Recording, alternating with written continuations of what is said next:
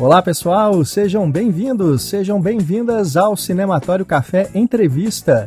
Eu sou Renato Silveira e neste episódio você escuta uma conversa que eu tive com a equipe do filme Estranho Caminho, um dos filmes brasileiros mais interessantes que chegaram aos cinemas em 2024.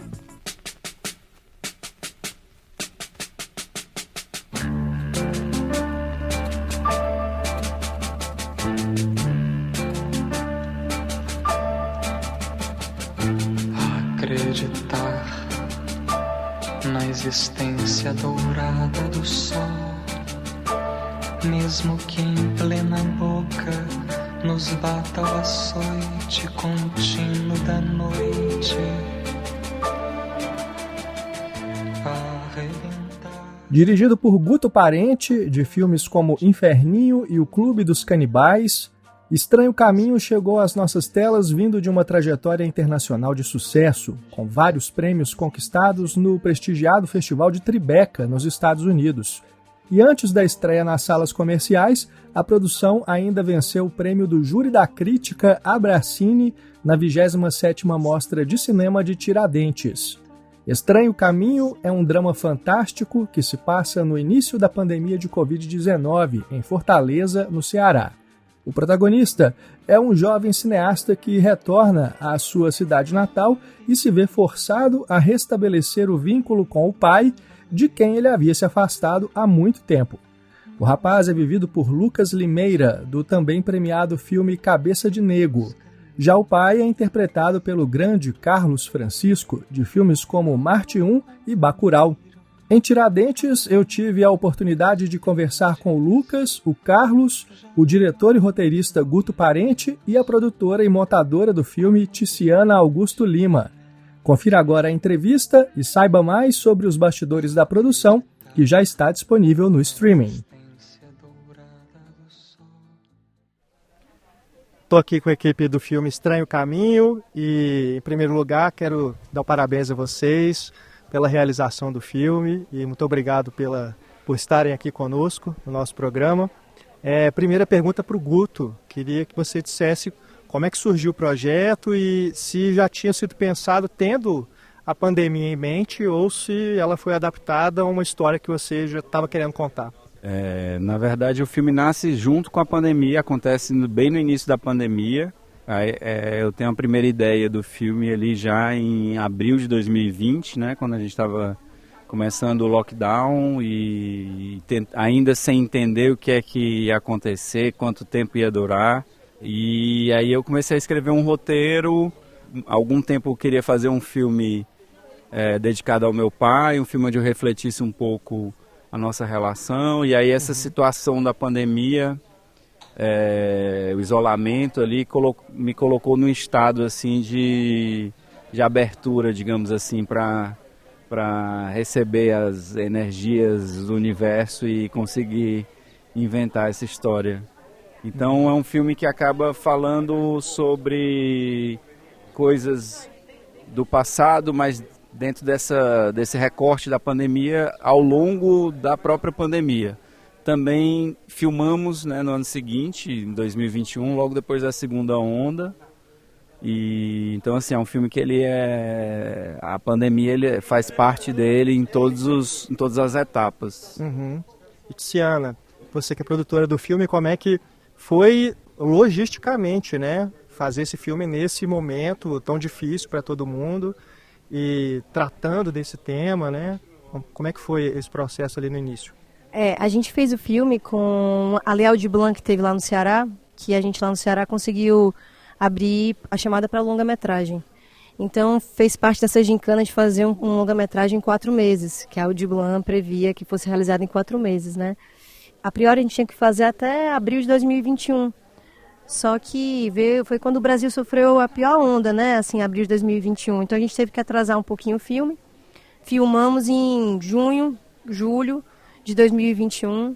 Começamos com a nossa equipe com 6 pessoas vacinadas, terminamos com 27 pessoas vacinadas. Então foi um momento muito específico assim do nosso set, né? De estar juntos, assim, todo mundo saindo de casa para ir para um set. Acho que quase todo mundo pela primeira vez depois do lockdown.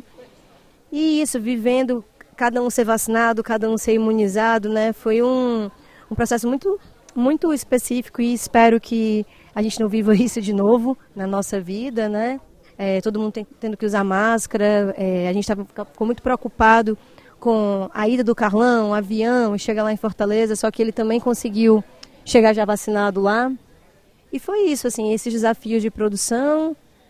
E de lá para cá, a finalização do filme é isso, né? Como o filme trata de pandemia, eu acho que teve uma maturação nesse processo de pós-produção, de ir entendendo como é que a gente ia falar de um filme de pandemia à medida que a gente ia se distanciando, né? De quando o filme foi setado, a narrativa do filme foi setada. Uhum. Para você e para o Guto, agora como é que vocês chegaram no Lucas e no Carlos, né? A ideia de chamá-los para fazer o filme, como é que foi o casting? Eu tive a oportunidade de montar um filme chamado Cabeça de Negro, do Del Cardoso, que o Lucas é o protagonista. E no processo de montagem, né, diante do material bruto do filme, eu fui ficando cada vez mais encantado com o trabalho do Lucas. É um privilégio muito grande ser montador também, porque você tem acesso a um material de filmagem onde é possível ver detalhes e sutilezas e a evolução em cada take, como é que as coisas vão sendo, como é que o Lucas ia reagindo à direção do Del, né? Inclusive no filme a gente convidou o Del Cardoso para fazer um papel ele tem uma participação especial, né? Eu queria muito promover esse encontro, assim, como um gesto assim de gratidão também, assim. E o Carlão mais ou menos parecido, No Coração do Mundo, do Gabito e do Maurílio, eu montei junto com eles.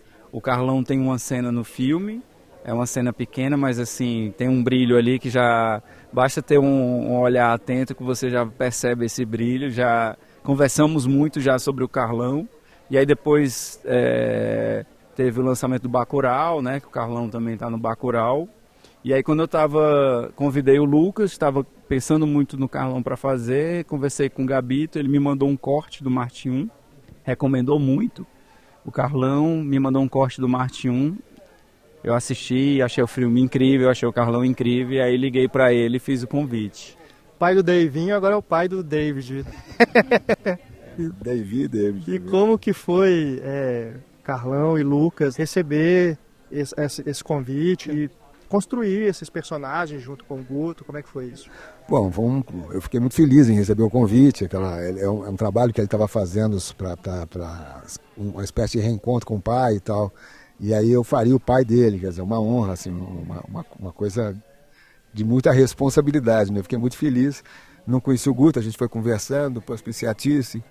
E aí fui para o Ceará, e quando eu conheci o Lucas, foi um encontro também, assim, muito peculiar, assim. A gente se encontrou, os dois de teatro. A gente, no primeiro ensaio, a gente fez um exercício básico, assim, de reconhecimento. E nesse exercício já foi um encontro incrível. E até a gente depois ficou com esse exercício para o set, a gente usava como aquecimento. Não inteiro, mas parte do exercício a gente usava para aquecimento, né? E aí foi isso, foi trabalhar um pouco na construção. A gente não pode falar muito sobre algumas questões, porque tem gente que pode ouvir que não viu o filme ainda, né? Então tem que tomar um pouco. Eu estava me entusiasmando, lembrei disso.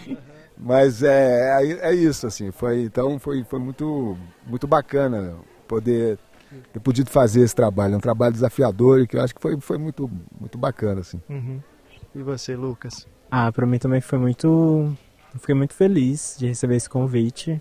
A gente estava todo mundo trancado dentro de casa, né, sem poder sair. Aí eu recebi uma ligação do Guto, me convidando, e a gente teve uma conversa, assim, ele falou do que ele viu no Cabeça de Negro, a gente ficou conversando um pouco. Aí depois a gente entrou num processo de leituras e de preparação e, enfim, para mim foi um processo incrível, foi muito gratificante participar e comentar de novo isso, mas porque é muito importante, assim, foi um processo de muito afeto também, com toda a equipe, eu acho. Eu lembro quando eu cheguei lá, descobri que é a Aline Rodrigues que fez luz, né, parte elétrica. Quando eu encontrei ela também, que é uma pessoa que eu tenho muito carinho e que eu não podia ver por causa da pandemia, e fui reencontrando pessoas queridas. Então foi muito gratificante, assim, participar desse filme. Massa, massa. E, Carlos, você está sendo cada vez mais requisitado para fazer cinema, né? Queria que você falasse como que tem sido essa experiência de fazer tantos personagens e trabalhar com diretores dessa geração.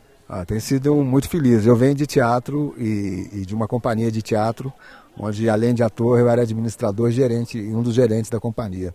Isso tomava muito tempo e eu tinha muito desejo de fazer cinema, mas não havia a menor possibilidade por tempo. Em 2013 eu me desliguei um pouco da companhia e voltei para BH. Eu morava em São Paulo e tudo, e voltei para Belo Horizonte.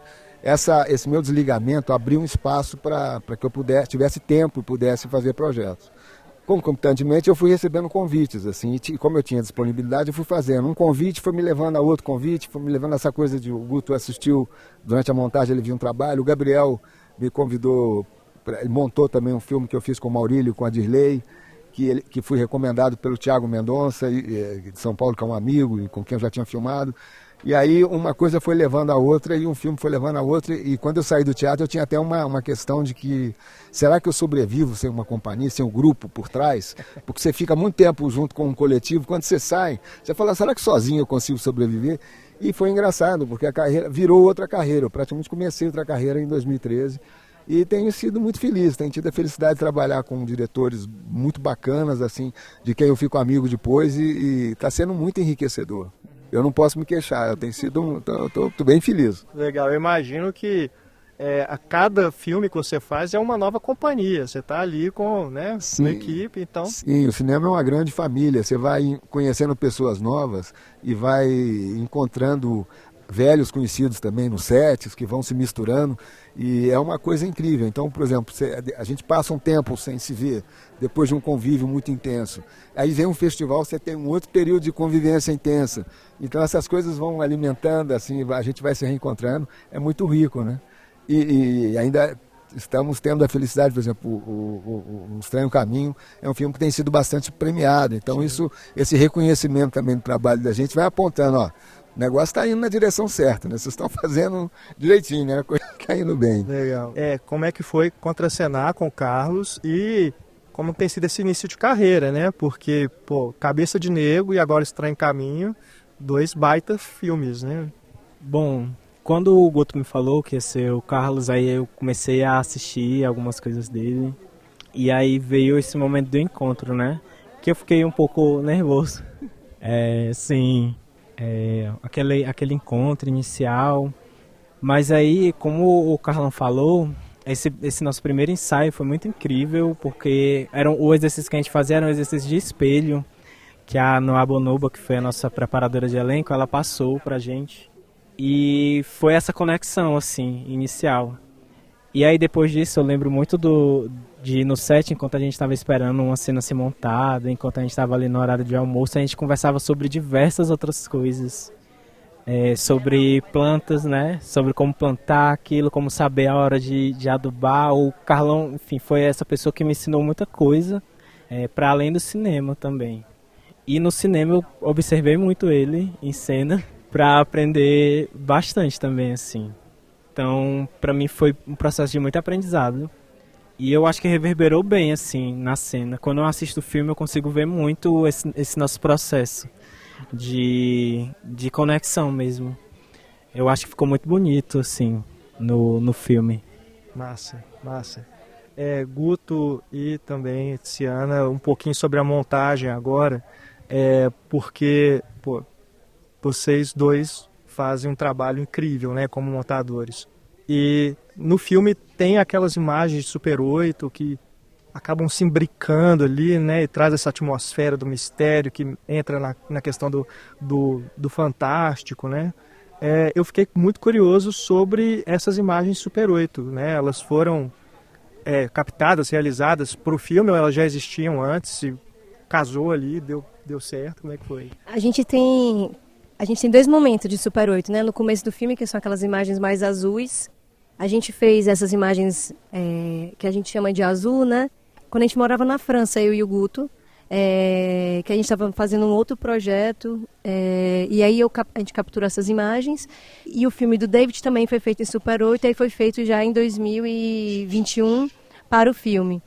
Então, acho que o trabalho de montagem foi isso, assim, a gente sentir como é que a gente mesclava essas imagens feitas em 2014, 2013, com essas imagens feitas em 2021, assim, como que a gente começava o filme apontando para imagens internas do David, né, imagens oníricas, essas imagens que existem dentro da gente, para a gente conseguir, primeiro, antes estar com o lado de dentro do personagem, para depois ir para o lado de fora. E essa rima, depois, quando voltasse no filme dele, a gente entender como que ele estava processando coisas em algum plano, mesmo que ele não soubesse em outro plano sobre os fatos, sobre as coisas que estavam acontecendo. Ele estava ali sentindo, a antena dele estava ligada para essas imagens de outro plano, de outro mundo, né? A gente teve sobre a montagem especificamente, a gente teve um momento inicial montando com o Vitor Costa Lopes, que é o montador do Inferninho, a gente tinha trabalhado juntos antes. E aí, depois de um tempo, eu peguei o filme para também montar, porque como eu trabalho como montador também, eu nunca consigo não montar os filmes depois.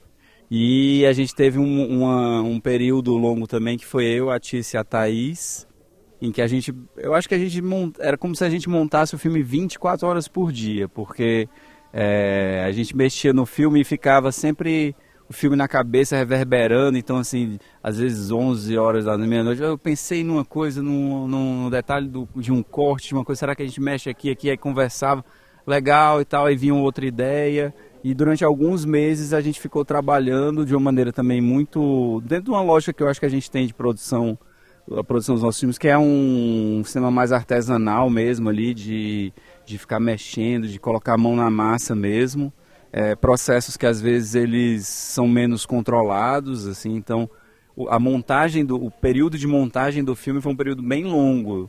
Eu acho que a gente, se fosse contar assim, né, desde quando começou até o corte final, acho que é quase um ano trabalhando na montagem do filme, ao mesmo tempo na edição de som. Eu também trabalho na correção de cor, então a gente fez uma primeira etapa de correção de cor com a Clandestino lá em São Paulo, depois eu peguei e continuei fazendo. Então acho que a gente tem uma coisa assim realmente de uma lógica meio familiar, assim, meio artesanal familiar de fazer cinema, né? Eu queria acrescentar que a Thaís Augusto, né, ela é diretora de arte do filme e ela que fez a morte do filme do David. Né, que ela e o Guto viajaram para Portugal e tem uma rima com a misteriosa morte de Pérola, que é o nosso filme anterior, né? E a Thaís também, ela é diretora de arte do Estranho Caminho e do Inferninho. Então, assim, tem uma rima de você continuar, de você estar nas diferentes etapas do filme. A Thaís também participou do primeiro momento de desenvolvimento, ela liu o roteiro com a gente. Então, acho que tem uma coisa da gente ficar numa busca daquele momento que o filme veste em si mesmo a forma dele e que a gente fala, então, pronto, chegou, é isso. Massa. E pra gente finalizar, Guto, você dedica o filme ao seu pai, né? Você mencionou que tinha vontade de fazer um filme em homenagem a ele. O quanto que tem da sua relação pessoal, da sua história pessoal ali no filme, né? Desse pai do filme com o seu pai na vida real. Tem algo que você colocou ali que foi mesmo algo que vocês tiveram, assim? O personagem é muito inspirado no meu pai, claro que também construído dentro de uma lógica de dramaturgia, né, com seus exageros também, mas é muito inspirado nele, né, que era um cara muito, muito excêntrico em vários aspectos, mas meio ermitão, assim, mas é também a pessoa que me introduziu ao cinema, assim, toda a minha cinefilia eu devo ao meu pai, a relação que eu tinha com ele, assim, a gente via muito filme junto, a gente morava do lado de uma locadora, então todo final de semana ele alugava vários filmes, eu alugava uns filmes, então tem uma relação cinematográfica, assim, muito forte. Também quando eu decidi fazer cinema, ele foi uma das poucas pessoas ao meu redor, na minha família, que disse, legal, faz, aí ele sempre que ia na livraria comprava um livro sobre cinema e me dava, então a gente tinha uma relação que existiam algumas distâncias no que diz respeito à intimidade, era um cara muito reservado, mas também uma pessoa muito amorosa, que sempre me amou muito do jeito dele. E eu acho que esse filme também fala um pouco sobre isso também, sobre como você entender que existem formas diferentes de amar e que às vezes a gente espera da outra pessoa, a gente espera ser amado da maneira que a gente entende que é o amor, mas a pessoa, o amor que ela tem para lhe dar, ela é diferente, é um amor diferente. E eu acho que também essa questão de aprender a ser amado também é uma questão muito forte, eu acho, para mim no filme. Então, assim, é um filme que tem muitos traços autobiográficos, né? Não à toa também o personagem é um cineasta experimental. Eu venho do cinema experimental. O nome do personagem é exatamente o nome do pai, e tem até uma coisa curiosa que a gente nem falou sobre isso hoje no debate, mas o livro que tem no filme é um livro que ele escreveu, de fato. Olha. Na mesma capa. O livro é exatamente um livro que ele escreveu nos anos 90 e que eu fui descobrir muito tempo depois. Então tem muita coisa, ele teve presente durante todo o processo. Que massa. E bom, Carlos e Lucas, né, pensando nas suas próprias relações familiares, vocês se identificam de algum modo com essa história, com esses personagens?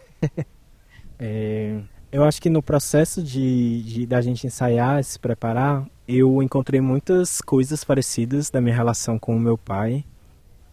A gente ia dialogando sobre isso ia fazendo parte também da minha construção de personagem.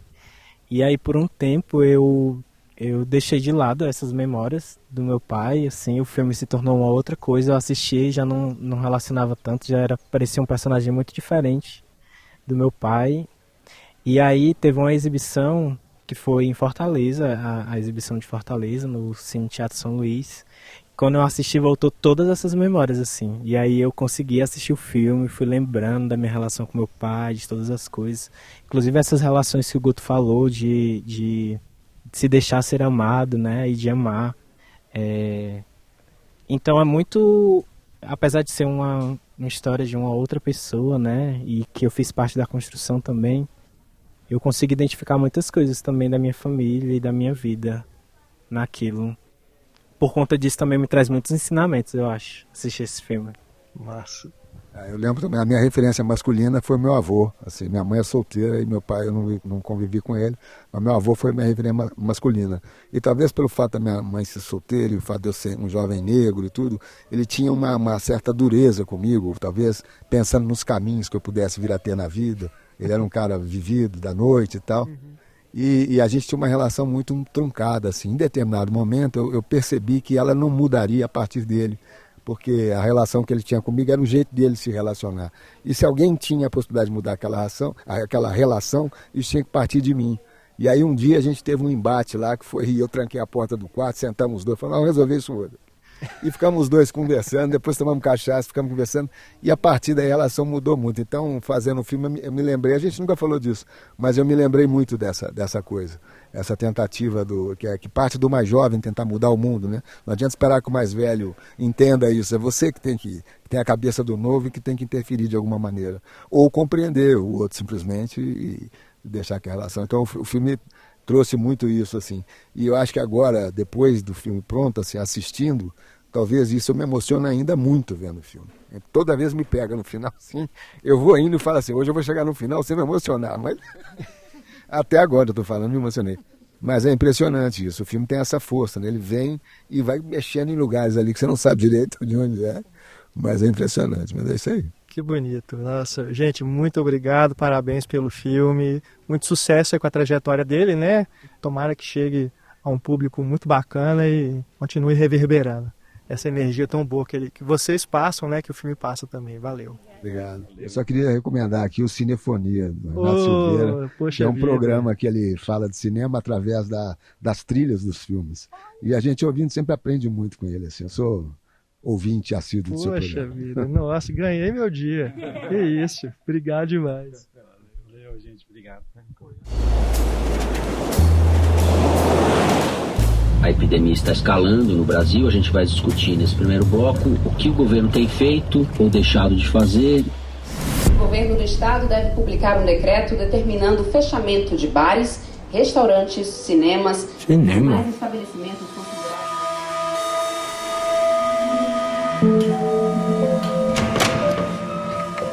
E aí, pai, beleza? Espera. Agora fecha os olhos. É isso. A boca também.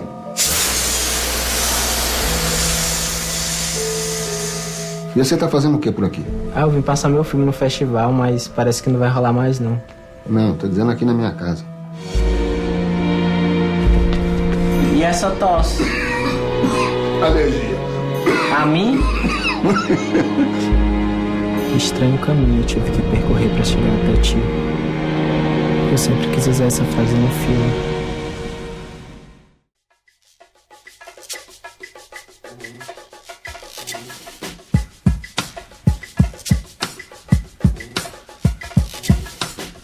O nosso podcast fica por aqui, mas não deixe de ouvir outros episódios no nosso feed. Temos vários podcasts de cinema para todos os gostos. Considere também apoiar o nosso trabalho e venha fazer parte do Cineclube Cinematório. Além de nos ajudar a manter o site e os podcasts no ar, você tem acesso a conteúdo produzido só para apoiadores, entre outros benefícios. Acesse cinematório.com.br, conheça o nosso programa de financiamento coletivo e junte-se a nós. Um grande abraço, pessoal. Até mais. Tchau.